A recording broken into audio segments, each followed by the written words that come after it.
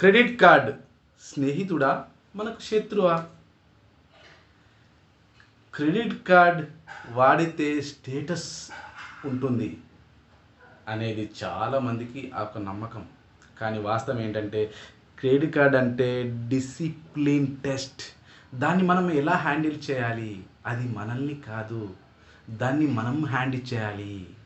వినోద్ అనే ఉద్యోగి 50,000 జీతం తీసుకుంటాడు. క్రెడిట్ కార్డుతో ఈఎంఐల మీద షాపింగ్, ట్రావెల్స్ అన్నీ చేస్తాడు. తర్వాత మినిమం పేమెంట్ మాత్రమే చేస్తుంటున్నాడు.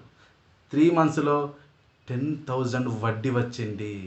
అతనికి షాపింగ్ ఆనందం కేవలం క్షణికం అది, కానీ అప్పు జీవితాంతం కదా.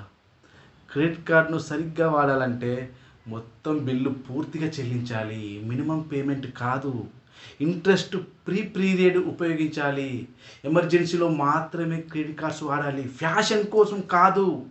రివార్డ్స్, క్యాష్ బ్యాక్ వాడండి, కానీ ఓవర్ స్పెండ్ చేయకండి. క్రెడిట్ లిమిట్ నియంత్రణలో ఉంచండి. సరైన విధంగా వాడితే క్రెడిట్ కార్డు మీకు సహాయకుగా ఉంటుంది. తప్పుగా వాడితే అది అప్పుల బంధంగా మారుతుంది. మన జీవితంలో స్టేటస్ కంటే స్టెబిలిటీ ముఖ్యం. క్రెడిట్ కార్డు వాడటం ఒక కళ, దాన్ని నియంత్రించడం ఒక బాధ్యత.